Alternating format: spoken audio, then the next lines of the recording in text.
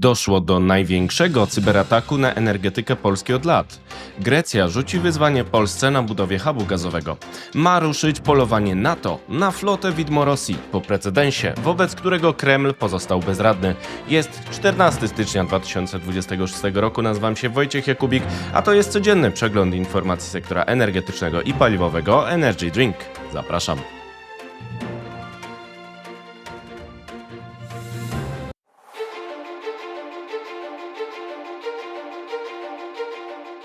Partnerem kanału Energy Drink jest Orlen.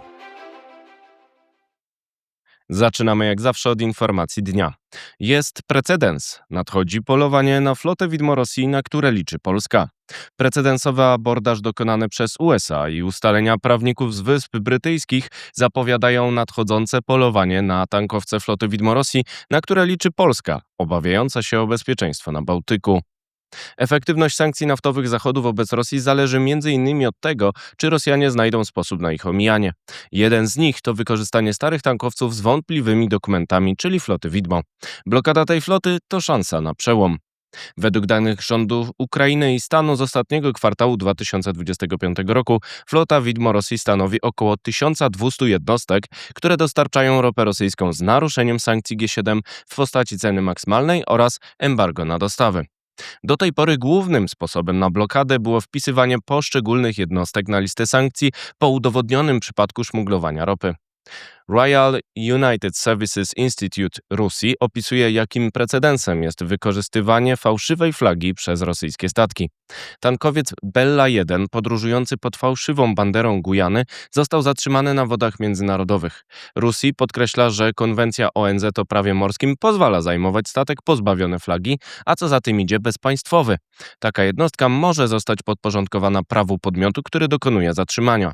W przypadku Belli 1, która razem z banderą zmieniła nazwę na Marinera, USA posłużyły się przepisami o sankcjach na dostawy ropy z Wenezueli.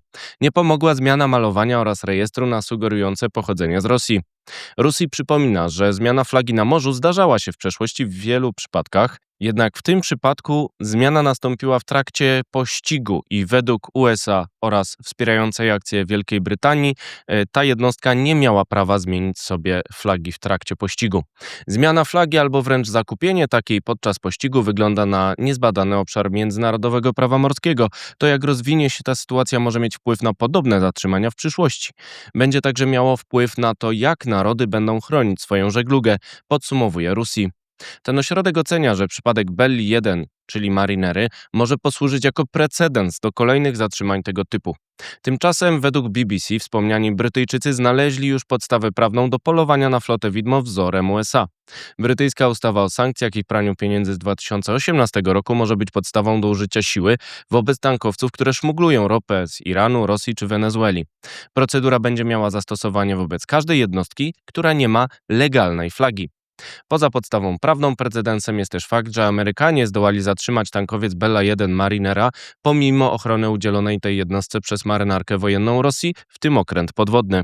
Pobliskie okręty rosyjskie nie zareagowały na abordaż i przejęcie tankowca. Moskwa wezwała tylko do uwolnienia obywateli Rosji odnalezionych na pokładzie. To porażka Kremla i zachęta do dalszych działań tego typu. The Times ustalił, że nadchodzi polowanie na tankowce floty widmo. Ma być koordynowane z sojusznikami NATO. Warto przypomnieć, że dotychczasowe przypadki zatrzymania tankowców floty widmo Rosji przez państwa europejskie kończyły się ich zwolnieniem z braku podstawy prawnej. Podcast Energy Drink opisywał wielokrotnie problemy z atrybucją oraz podstawą prawną jako główne przeszkody na drodze do zwiększenia efektywności walki z flotą widmo Rosji. Jeżeli ustalenia mediów się potwierdzą, 2026 rok upłynie pod znakiem polowania na flotę widmo i dalszego spadku przychodów Kremla ze sprzedaży węglowodorów. Reuters szacuje, że przychody te w grudniu 2025 roku spadły do 5,15 miliardów dolarów, czyli 410 miliardów rubli rok do roku, czyli o prawie 50% i są najniższe od sierpnia 2020 roku. Według Center for Research on Energy and Clean Air nawet 93 jednostki floty widmo Rosji wykorzystywały fałszywą flagę w grudniu 2025 roku. 46% z nich podróżowało przez cieśniny duńskie pod kontrolą NATO.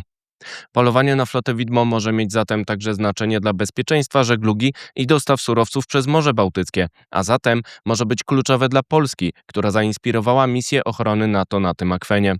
Flota widmo służy nie tylko do szmuglowania ropy, ale jest podejrzewana o działania szpiegowskie i sabotaż z wykorzystaniem takich jednostek do startów dronów rosyjskich włącznie. Czas na pozostałe wieści, na początek z Polski.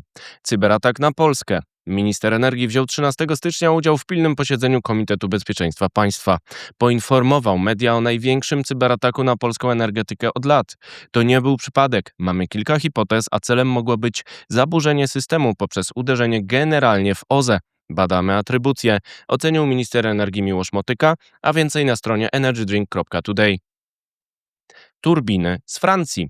Polskie elektrownie jądrowe podały, że francuska Arabelle będzie dostawcą kluczowego elementu elektrowni jądrowej, czyli wyspy turbinowej. Będzie odpowiadała za jej projekt, produkcję i instalację wszystkich komponentów na budowie, powiedział Marek Woszczyk, prezes PEI. Energochłonni w akcji. Przemysł energochłonny apeluje o pomoc. Forum Odbiorców Energii Elektrycznej i Gazu wzywa do wsparcia.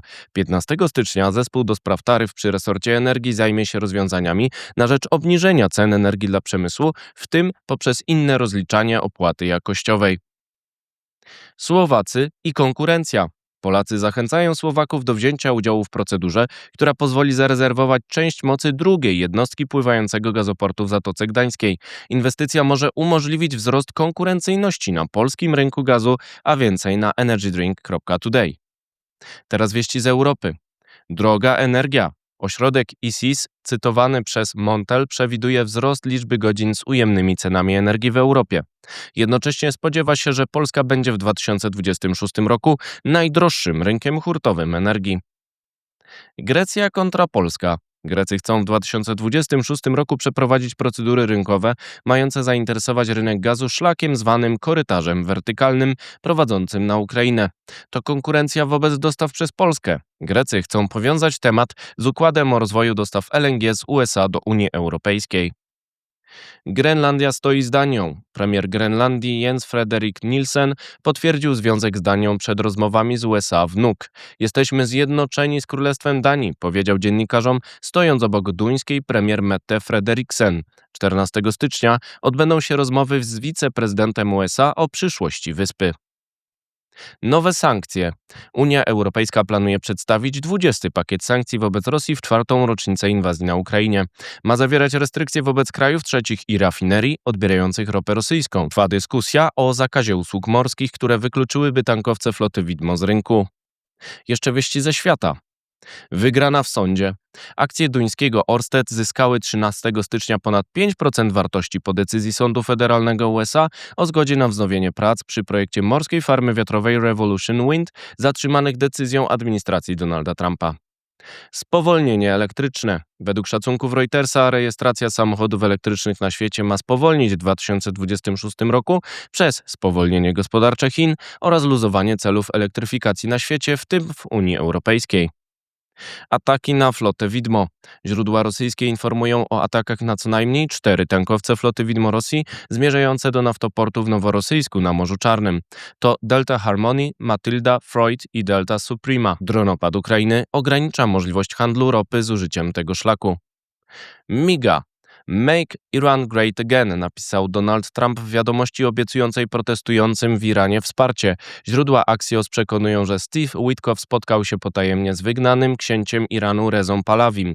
Ropa Brent podrożała już o prawie 9% w tydzień. Widać, że obawia się destabilizacji ewentualną interwencją. To wszystko w materiałach przygotowanych dzisiaj. Następna oczywiście już jutro, więc zapraszam Państwa serdecznie. Do zobaczenia, do usłyszenia.